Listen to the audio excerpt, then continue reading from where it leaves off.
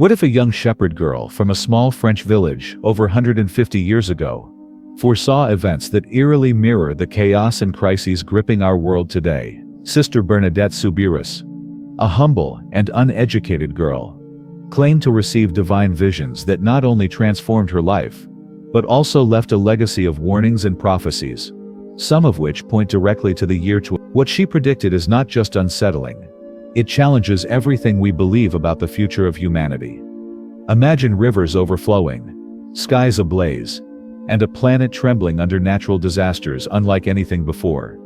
But that's just the beginning. Bernadette spoke of a world divided, not by weapons but by words filled with hatred and suspicion. A society fractured by deep social and political unrest. Sound familiar? As global tensions rise and environmental catastrophes escalate, her words take on a terrifying urgency. Yet within these dark forecasts lies a powerful call to action, a plea for repentance, prayer, and spiritual awakening. Could this be humanity's last chance to turn back from the brink? The young girl from Lourdes foresaw not only destruction, but also a great awakening, a spiritual revival that may save us from ourselves. What does this mean for us today? Are we prepared to face what lies ahead? Or will these prophecies become our reality? As the clock ticks toward 2025, the questions multiply, and the warnings grow louder. The story of Bernadette is not just history, it's a wake-up call echoing across time, demanding that we pay attention before it's too late. Bernadette Soubirous was born on January 7, 1844, in the modest town of Lourdes, located in southwestern France. She came into a world marked by hardship and scarcity, being the eldest of 9 children in a poor family. Her parents struggled to make ends meet, and the family lived in humble conditions, often facing financial instability. This environment shaped Bernadette's early years, instilling in her a resilience born out of necessity. From a young age, Bernadette's life was challenged by illness and deprivation. She suffered from chronic health problems, including asthma and other respiratory issues, which frequently left her physically weak and vulnerable. Despite these difficulties, she contributed to her family's survival by taking on responsibilities beyond what most children her age would encounter. Working as a shepherdess, Bernadette spent long hours in the countryside, tending to livestock and carrying out simple but essential tasks to support her family. Education was a luxury that Bernadette could scarcely afford. Her schooling was irregular and limited, primarily due to the family's economic constraints and her fragile health. The lack of formal education meant that many of the theological terms and religious concepts she later encountered during her visions were initially unfamiliar to her. However, her unpretentious background and simple faith would become defining features of her spiritual journey. Life in mid-19th century rural France was characterized by strong religious traditions intertwined with everyday hardship. Bernadette grew up in a deeply Catholic environment, where faith was often a source of comfort amid adversity. Yet her personal circumstances remained tough. Poverty and illness cast long shadows over her childhood. Despite this, she demonstrated a quiet strength and humility that would later resonate profoundly in the world's spiritual history. Her upbringing was marked by simplicity, a close-knit family dynamic, and the realities of rural life. Bernadette's experiences reflected the struggles of many in her community, facing societal challenges with limited means but strong faith. This combination of vulnerability and steadfastness would prepare her for the extraordinary role she was about to assume, becoming a conduit for messages that would captivate millions worldwide. The unremarkable nature of her early years contrasts sharply with the remarkable impact she would have later in life. Bernadette's humble origins and trials not only shaped her character, but also highlighted the extraordinary nature of her subsequent spiritual experiences, making her story all the more compelling and inspiring. In the quiet French town of Lourdes, an extraordinary series of events unfolded in 1858 that would leave an indelible mark on religious history and inspire millions worldwide. It began with a simple shepherd girl, Bernadette Soubirous, who encountered a radiant figure near the grotto of Massabielle. This figure, described as a beautiful young woman dressed in white and surrounded by a brilliant light, identified herself as the Immaculate Conception, a term carrying deep theological meaning. Over the following months, Bernadette experienced a total of 18 such encounters, each reinforcing messages centered on faith, repentance, and the power of prayer. These manifestations were not mere visions. but conveyed profound spiritual significance. The figure urged Bernadette and through her, the world to turn back to God and to pray for sinners, emphasizing divine mercy. Despite Bernadette's humble background and limited education, her accounts were detailed and consistent, lending credibility to her claim. However, skepticism greeted these experiences initially, with both civil authorities and church officials questioning the authenticity of the vision. Bernadette endured rigorous questioning and pressure to recant, yet her unwavering sincerity and humility prevented dismissal as mere fantasy or deceit. A pivotal moment occurred when the apparition instructed Bernadette to dig in the ground near the grotto. To everyone's surprise, this led to the discovery of a spring, whose waters soon became associated with numerous miraculous healings. The growing number of such reports, along with Bernadette's steadfastness, gradually convinced the Catholic Church of the supernatural nature of the event. In 1862, the Church formally recognized the apparitions as genuine, affirming their spiritual importance, and solidifying Lourdes as a major site of pilgrimage.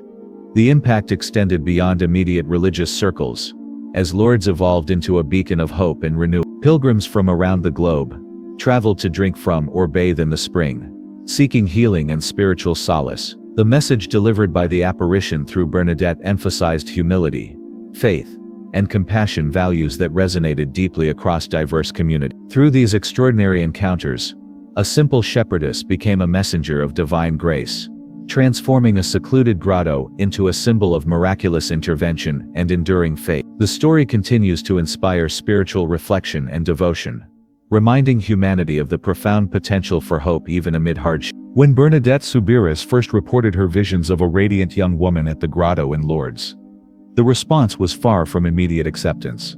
Given her humble background, lack of formal education, and the extraordinary nature of her claims, many viewed her story with suspicion and disbelief. Local authorities were particularly cautious, concerned about the social implications and potential unrest such revelations could provoke within the community. The police subjected Bernadette to intense questioning, seeking to verify the truthfulness of her experiences. They probed her repeatedly, testing for inconsistencies or signs of deception. Despite the pressure and the serious consequences she faced if found to be fabricating, Bernadette's accounts remained consistent and unwavering. Her genuine demeanor and lack of ulterior motives made it difficult to dismiss her outright as a fraud or attention seeker.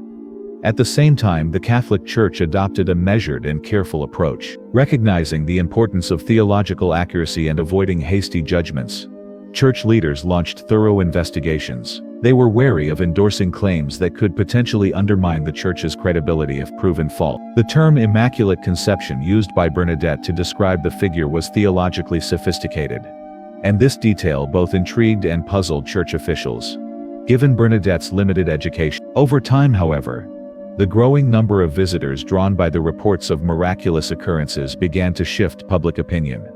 One pivotal moment was when Bernadette was instructed by the apparition to dig in the ground near the grotto. Her obedience revealed a spring whose water soon gained a reputation for miraculous healing properties. Accounts of extraordinary recoveries spread rapidly, attracting pilgrims from far and wide and providing tangible evidence supporting Bernadette's experience. These reported healings played a crucial role in swaying skeptics, as many were difficult to explain through medical science or natural causes. The Church undertook detailed examinations of these cases, applying rigorous standards to determine which could be officially recognized as miracles. The accumulation of verified healings ultimately lent significant credibility to the visions and to Bernadette herself. In 1862, the Church formally declared the apparitions genuine, a monumental decision that not only affirmed Bernadette's role as a divine messenger, but also transformed Lourdes into an internationally renowned site of pilgrimage and faith. This validation represented a turning point, bridging doubt and belief through a combination of steadfast testimony, miraculous signs, and institutional recognition. Bernadette's story stands as a testament to resilience in the face of skepticism and highlights the complex interplay between faith, evidence, and acceptance. Bernadette Soubirous's life following her extraordinary visions was marked by humility, dedication, and quiet perseverance, leaving a legacy that transcended her immediate experiences. After the miraculous events at Lourdes, she chose a path far removed from fame and spectacle. Entering the Sisters of Charity convent in Nevers, France, Bernadette committed herself to a life of service, caring for the sick and the poor. This decision reflected her enduring simplicity and deep faith, rather than any desire for public recognition. Despite her growing renown as the young visionary of Lourdes, Bernadette lived under the veil of anonymity within the convent walls. She embraced the routine of convent life with humility, performing her duties without complaint or expectation. Her fragile health, weakened further by tuberculosis, did not deter her dedication. Instead, she accepted suffering with grace, offering it up as a testament to her unwavering devotion. Her passing in 1879 at the age of 35 was a moment of solemn reflection for those who had witnessed her remarkable journey. However, death did not diminish her influence. Rather, it catalyzed a deeper reverence for her spiritual significance. The Catholic Church formally canonized Bernadette in 1933, recognizing her not only as a saint but also as a symbol of faith, endurance, and divine encounter. This official acknowledgement immortalized her contributions, placing her among the revered figures of the Church. The site of her visions, Lourdes, blossomed into one of the world's most visited pilgrimage destinations, drawing millions who seek healing and spiritual renewal. The healing waters of the grotto, uncovered at Bernadette's instruction, became synonymous with miracles, reinforcing her role as a messenger chosen to reveal divine grace. Over the decades, countless testimonies of physical and spiritual recoveries have emerged, creating a living legacy that continues to inspire. Bernadette's story resonates beyond Catholicism, touching people across different faiths and cultures who see in her life a powerful example of humility, courage, and faith amidst adversity. Her experiences remind humanity that profound spiritual encounters and transformation can arise from the most ordinary circumstances. The enduring appeal of her legacy lies in its message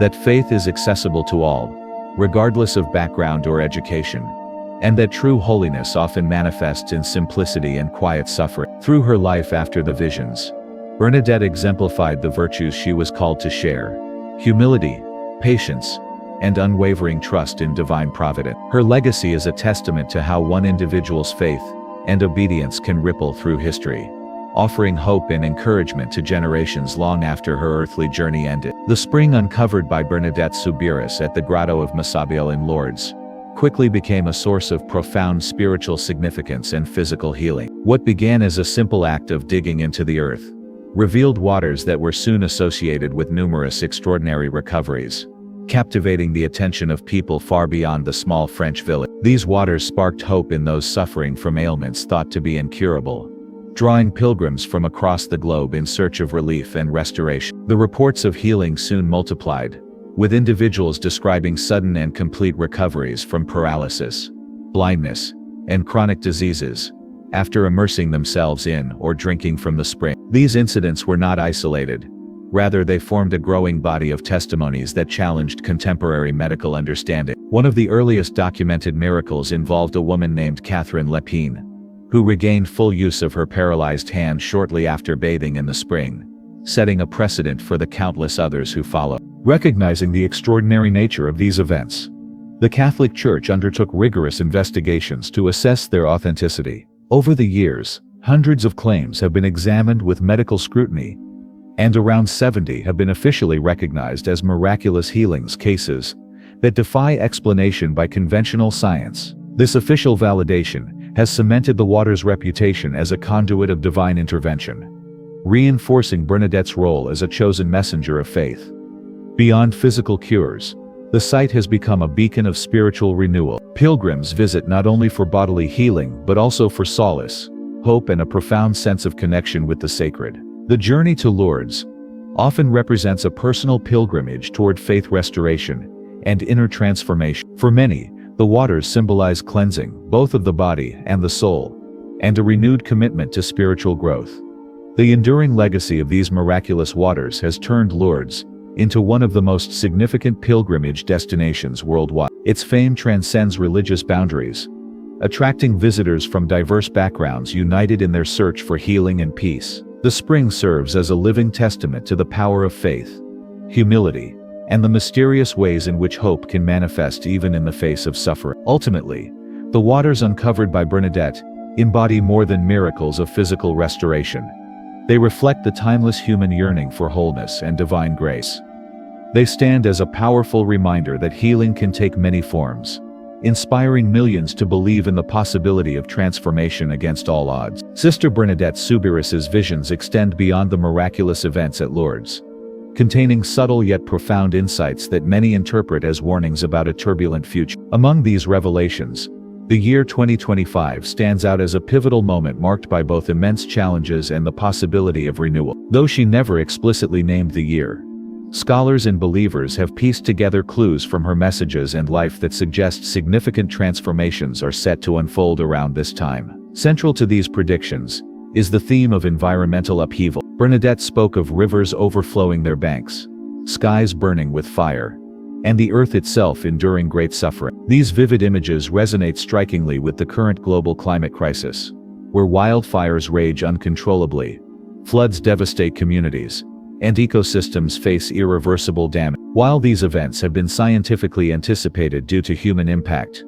Bernadette's warnings add a spiritual dimension, framing the natural disasters as part of a divine awakening or reckoning. Beyond ecological concerns, the visions reveal a world deeply fractured by social and political discord. Nations, she indicated, would clash not with physical weapons but through words filled with hatred, mistrust and division. This mirrors today's polarized global landscape, where misinformation spreads rapidly, and ideological battles fracture societies. The rise of populism, eroding institutional trust, and escalating international tensions appear to echo these forebodings. The prophecy serves as a caution about the dangers of allowing division to overwhelm unity and compassion.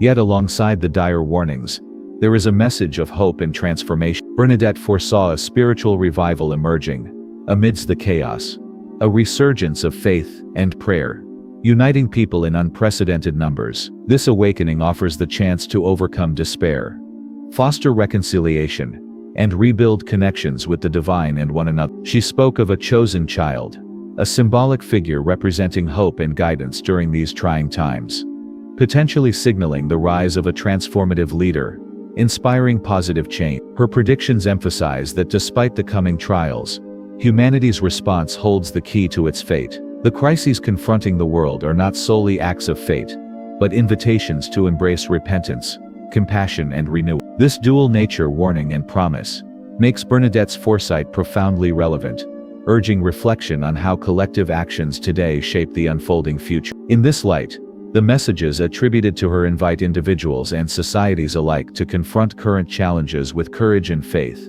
viewing adversity as a catalyst for growth rather than defeat. Whether one approaches these prophecies through spiritual belief or metaphorical interpretation, they remain a compelling call to prepare, unite and seek higher purpose as Bernadette Soubirous's prophecies carry profound weight beyond their immediate spiritual context, touching deeply on both the inner life of individuals and the collective experience of society. At their core, these revelations urge a return to core values of faith, repentance, and humility, especially during times of turmoil and uncertainty. In an era where materialism and division have increasingly fragmented human connections, her messages call for a renewed commitment to compassion and unity, emphasizing that spiritual renewal is essential for true healing. One of the most striking elements in these visions is the emphasis on the power of prayer as a means to overcome widespread moral decay and societal unrest. This spiritual practice is portrayed not merely as a personal exercise but as a collective force capable of fostering peace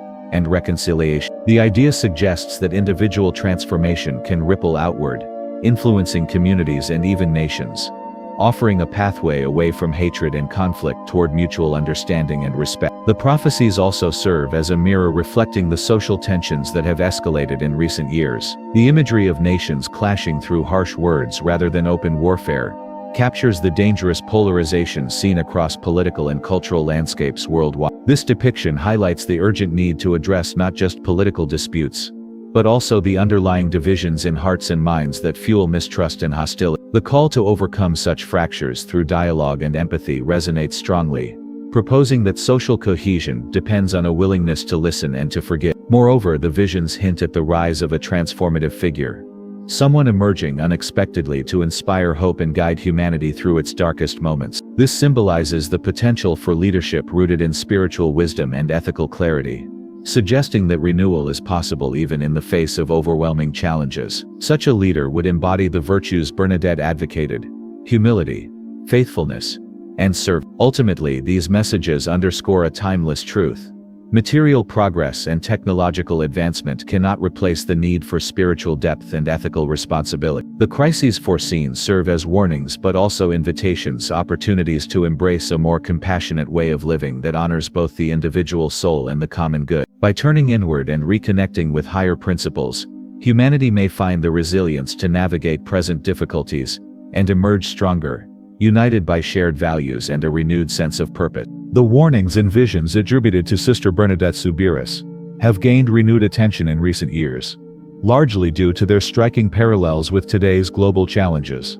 While originating in the 19th century, her prophecies resonate deeply with contemporary issues, inviting reflection on how spiritual foresight intersects with the realities of modern life. At a time when environmental degradation, political turmoil, and social fragmentation dominate headlines, many find a profound relevance in the messages once delivered by this modest figure from Lourdes. Her descriptions of natural catastrophes, flooding rivers, skies aflame, and widespread environmental distress mirror the alarming climate crises facing the planet. Rising global temperatures, increasing frequency of wildfires, and devastating floods are no longer distant warnings, but present-day realities. This alignment prompts believers to consider her visions not merely as symbolic or religious narratives, but as urgent calls to recognize humanity's impact on the earth and the need for immediate action. The fusion of spiritual prophecy with environmental consciousness highlights an evolving awareness that combines faith with responsibility toward creation. At the same time, the social and political aspects of her predictions evoke reflection on the divisive rhetoric and polarization permeating societies worldwide. The idea of nations battling through words rather than weapons echoes today's landscape of misinformation, distrust, and ideological conflict. This portrayal challenges communities to confront not only external threats, but also the internal divisions that threaten social cohesion and peace. In this light, the prophecies serve as both warnings and invitations to pursue dialogue, understanding, and reconciliation.